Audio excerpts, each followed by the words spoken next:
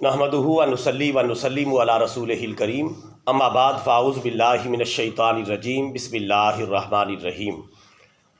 Brother इस्लाम, मुख्तसर से वक्त में अरकान इस्लाम का बयान करना मकसूद है, जो इस्लाम की बुनियादें हैं और इस्लाम का सुतून है। सही बुखारी, सही मुस्लिम, मिशकातुल मसाबी, तकरीबन अहादीस मुबारका की जितनी भी मोतबर किताबें हैं, उन सब के अंदर प्यारे आका सल्लल्लाहु अलैहि वसल्लम का ये फरमान आलीशान मौजूद है। आप सल्लल्लाहु अलैहि वसल्लम ने इरशाद फरमाया, इस्लाम की बुनियाद 5 चीज़ों पर रखी गई है। कितनी चीज़ों पर? 5 चीज़ों पर इस्लाम की बुनियाद रखी गई है। नंबर 1 कलमा तैयबा, नंबर 2 नमाज, नंबर 3 रोज़ा, नंबर 4 ज़कात और नंबर 5 हज बैतुल्लाह। इन 5 चीज़ों पर इस्लाम की बुनियाद रखी गई है। ये इस्लाम के अरकान भी कहलाते हैं, इस्लाम के सुतून भी कहलाते हैं और इस्लाम की 5 बुनियादें भी कहलाते हैं। आप यूँ समझें कि ये 5 चीज़ें इस्लाम का लुब्बे लुबाब, इस्लाम का खुलासा, इस्लाम का निचोड़, इस्लाम का मग़ज़ और इस्लाम का रुकन रकीन है। इन 5 चीज़ों पर अमल करने वाला बंदा ही सही मुसलमान कहलाने का मुस्तहिक है। जो इन 5 चीज़ों पर अमल नहीं करता तो वो एक सच्चा मुसलमान कहलाने के लायक नहीं है, बल्कि इनमें से पहली चीज़ तो इतनी लाजिम है कि उसके बगैर तो बंदा मुसलमान हो ही नहीं सकता। और जो बंदा इन 5 में से किसी एक का भी इनकार कर दे, वो दायरा इस्लाम से खारिज है और वो काफिर हो जाता है, इस्लाम की सरहदों से निकल जाता है। लेकिन अगर पहली चीज़ कलमा तैयबा के अलावा बाकी चीज़ों का इनकार तो नहीं करता लेकिन अमल भी नहीं करता, तो ऐसा मुसलमान बराए नाम सा मुसलमान है और बिल्कुल इस्लाम और कुफर के बॉर्डर पे खड़ा है।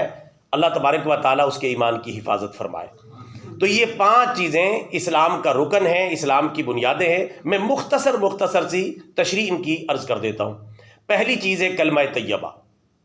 ये तो इस्लाम का मेन गेट है, इसके बगैर तो बंदा इस्लाम में दाखिल हो ही नहीं सकता। कलमा तैयबा ला इलाहा इल्लल्लाह मुहम्मदुर रसूलुल्लाह, इसके 2 अज्जा हैं। एक में अल्लाह ताला की तौहीद का बयान है और दूसरे जुज़ में प्यारे रसूलुल्लाह सल्लल्लाहु अलैहि वसल्लम के रसूल होने का, रिसालत का बयान है।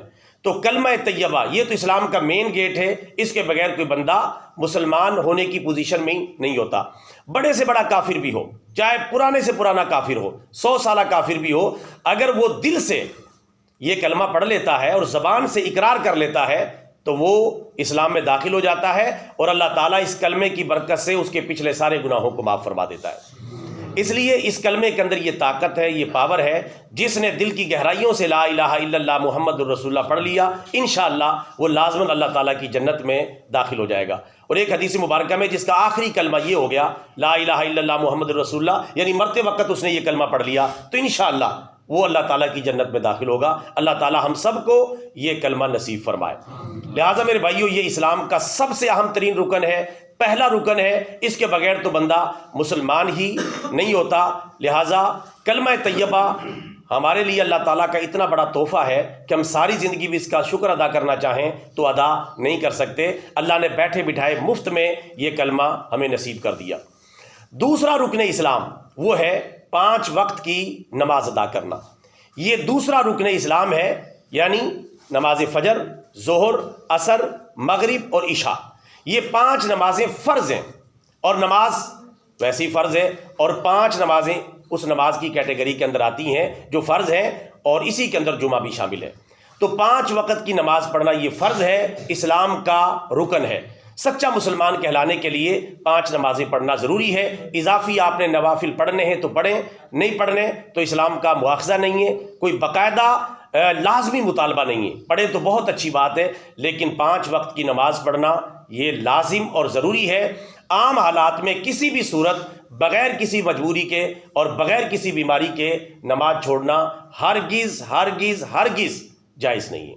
लिहाजा खुद भी नमाज पढ़ें और अपने घर वालों को भी नमाज की पाबंदी करवाएं। तीसरा रुकन इस्लाम है रोज़ा। ये भी इस्लाम का रुकन है, रमज़ान का रोज़ा। रमज़ान का रोज़ा फ़र्ज़ है और इसी तरह फ़र्ज़ है जिस तरह 5 वक्त की नमाजें फ़र्ज़ हैं।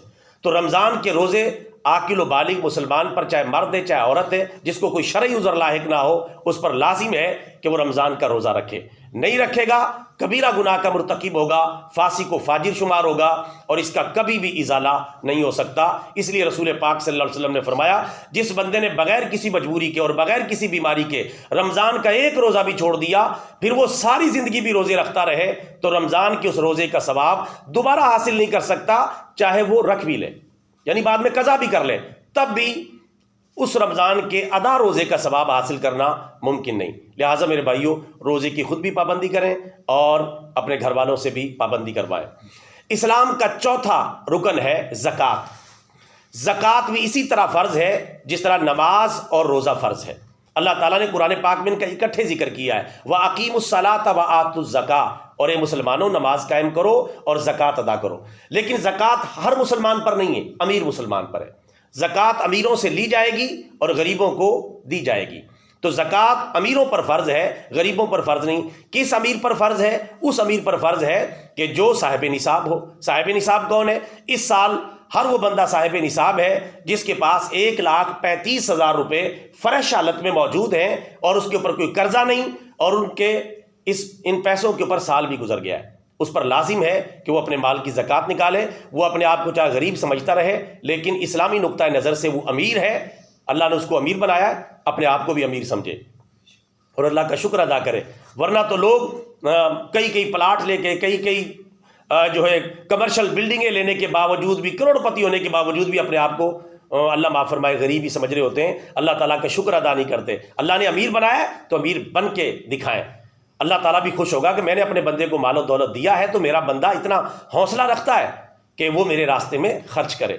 جب اللہ تعالیٰ کے راستے میں بندہ خرچ نہیں کرتا، پھر اللہ برکتیں اٹھا لیتا ہے، اور کسی وقت یہ دولت کی اور عمارت کی جو عمارت عظیم کھڑی ہوئی ہے، یہ دھڑام سے نیچے گرتی ہے اور بندہ پھر ساری زندگی سنبھلنے بھی نہیں پاتا۔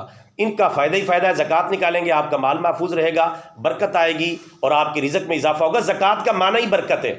زکوٰۃ کا جو لفظ ہے اس کا معنی ہے برکت، بڑھوتری، نمود و نمائش، یعنی کسی چیز کا نمو کرنا، بڑھنا، یعنی زکوٰۃ دیں گے آپ کا مال بڑھے گا۔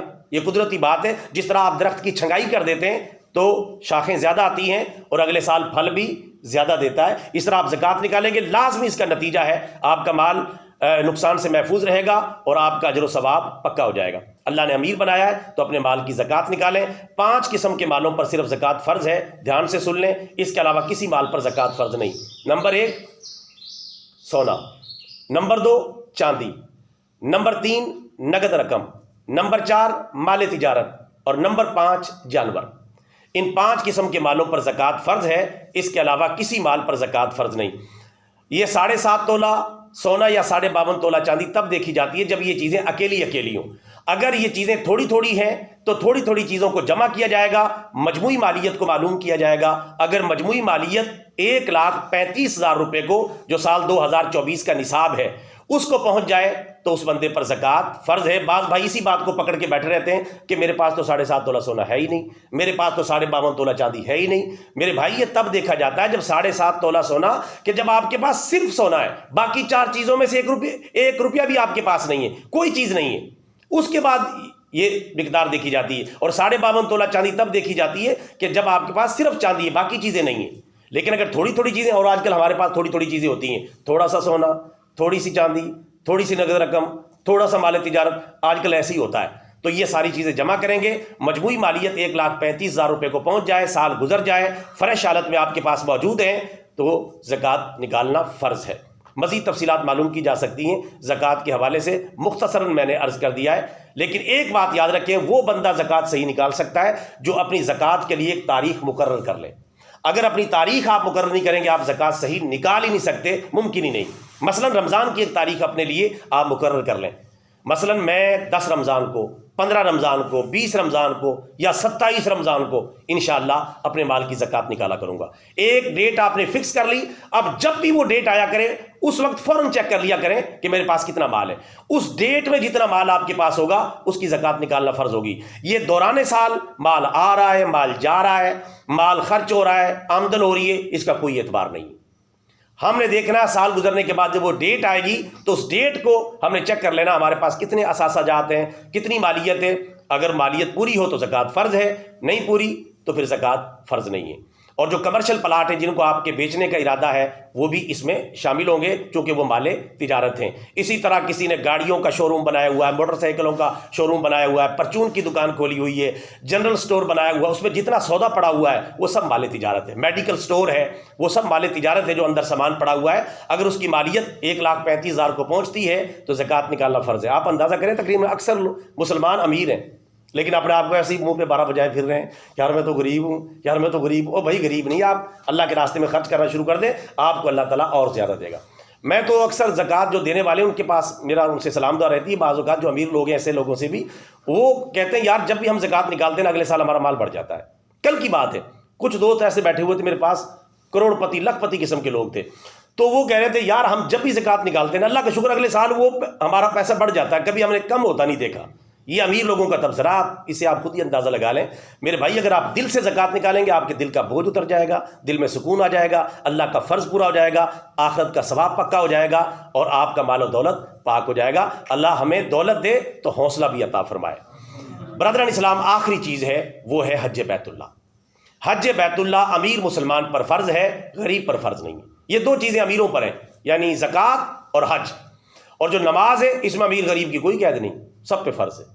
روزہ اس میں امیر غریب کی کوئی قید نہیں، سب پر فرض ہے۔ لیکن زکوٰۃ اور حج بیت اللہ یہ امیروں پر ہے، غریبوں پر نہیں۔ اب حج کس پر فرض ہے، یہ بات سمجھنا بڑا ضروری ہے۔ حج اس مسلمان پر فرض ہے کہ جس کے پاس آنے جانے کا کرایہ موجود ہو، حج کے اخراجات موجود ہوں اور گھر والوں کے ضروری اخراجات موجود ہوں، اس مسلمان پر لازم ہے، اگر حج کے ایام شروع ہو چکے ہیں اس کے پاس اتنا پیسہ موجود ہے، اس پر فرض ہو چکا ہے کہ وہ حج بیت اللہ کرنے کے لیے چلا جائے، ورنہ وہ کبیرہ گناہ کا مرتکب ہوگا اور بہت گنہگار ہوگا۔ اس لیے رسول پاک صلی اللہ علیہ وسلم نے فرمایا جو بندہ طاقت کے باوجود حج نہیں کرتا اللہ کو اس کی کوئی پرواہ نہیں، چاہے وہ یہودی ہو کے مرے چاہے وہ عیسائی ہو کے مرے۔ آپ اندازہ کریں کتنی ناراضگی کا اظہار کیا ہے، حالانکہ رسول پاک یہ انداز اختیار کرتے نہیں، لیکن آپ رحمت للعالمین ہیں، لیکن اس پر آپ نے ناراضگی کا اظہار کیا۔ اللہ نے مال دیا ہے، فریش حالت میں پڑا ہوا ہے، اضافی پڑا ہوا ہے، گھر والوں کے اخراجات موجود ہیں، تب بھی اللہ کا گھر دیکھنے نہیں جا رہا، تو پھر فرمایا اللہ کو اس کی کوئی پرواہ نہیں۔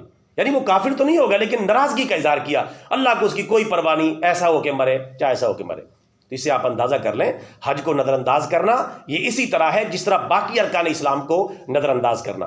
لہٰذا اللہ توفیق دے، حج بیت اللہ لازمی کریں، اور یہ بھی یاد رکھیں حج کرنے سے مال کم نہیں ہوتا۔ رسول پاک کی مشہور زمانہ حدیث مبارکہ ہے، روزہ رکھو صحت مند ہو جاؤ گے، حج کرو امیر ہو جاؤ گے۔ اللہ کا شکر ہے آپ رکھیں تو صحیح روزہ، صحت ملے گی آپ کو، حج کریں آپ امیر ہو جائیں گے۔ تو لہٰذا اللہ نے اگر حج فرض کیا ہے حج کریں۔ تقریباً آج کل 12-13 لاکھ روپے حج کا خرچہ ہے، اللہ نے اتنا دیا ہے۔ اس میں پھر یہ نہیں چلے گا جب حج کے دن شروع ہو گئے جی میں نے بیٹی کی شادی کے لیے رکھے ہوئے ہیں، میں نے کاروبار کے لیے رکھے ہوئے ہیں، میں نے فلانے مقصد کے لیے رکھے ہوئے ہیں، یہ چیز نہیں چلے گی۔ یہ تب تک کہ جب آپ اس سے پہلے خرچ کر لیں۔ آپ نے پہلے خرچ کر لیا، آپ کے خرچہ ہو گیا، جان بوجھ کے نہیں، یار حج نہ کہیں فرض ہو جائے جان بوجھ کے گئے، یہ تو اچھی بات نہیں، یہ تو اللہ تعالیٰ نیتوں کو دیکھتا ہے۔ لیکن آپ کو خرچ ہو گئے، آپ نے کسی کا قرضہ دینا تھا دے دیا، بچی کی شادی کرنی تھی کر دی، اس کے بعد اتنے پیسے نہیں بچے تو حج کرنا فرض نہیں رہا۔ لیکن اگر اتنے پیسے فریش حالت میں موجود ہیں حج کے دنوں میں، حج کے دن وہ ہوتے ہیں جب قربانی سے پہلے حج کی درخواستیں شروع ہوتی ہیں، تو وہ حج کے دن ہوتے ہیں، ان دنوں کا در دیکھا جائے گا۔ حج فرض ہے ضرور کریں، نہیں فرض تو پھر آپ پر لازم نہیں ہے۔ اور ایک چیز ہے عمرہ کرنا نہ فرض ہے نہ لازم ہے نہ ضروری ہے، عمرہ کرنا سنت ہے۔ اللہ توفیق دے ضرور کریں، چونکہ اللہ کا گھر دیکھنا ہوتا ہے، پیارے نبی کے روزے پر حاضری ہوتی ہے اور مبارک سفر ہے، ضرور کریں، لیکن لازم اور ضروری نہیں ہے۔ حج اور عمرے دونوں کا یہ فائدہ ہے کہ اللہ تبارک و تعالیٰ پچھلے سارے گناہوں کو معاف فرما دیتا ہے، حج کی برکت سے اور عمرے کی برکت سے۔ لیکن حج کا ثواب بہت زیادہ ہے، ظاہر عمرے کا ثواب اس اعتبار سے کم ہے، لیکن دونوں کا یہ فائدہ ضرور ہے کہ جو بندہ حج کرے گا یا عمرہ کرے گا اللہ تعالیٰ اس کے پچھلے سارے گناہوں کو معاف فرما دے گا۔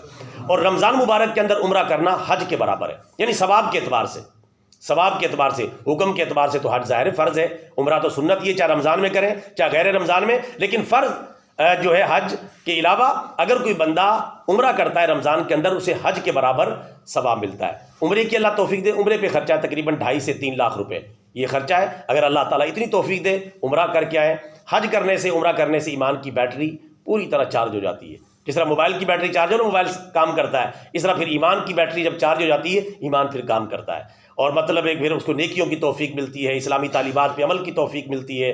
اللہ تعالیٰ سے دعا ہے اللہ تبارک و تعالیٰ ہمیں ارکان اسلام اور ارکان ایمان کی سختی سے پابندی کرنے کی توفیق عطا فرمائے، اور باعمل مسلمان بن کر ہمیں قرآن و سنت کے مطابق اپنی زندگی بسر کرنے کی توفیق عطا فرمائے۔ آمین۔ وما علینا الا البلاغ المبین۔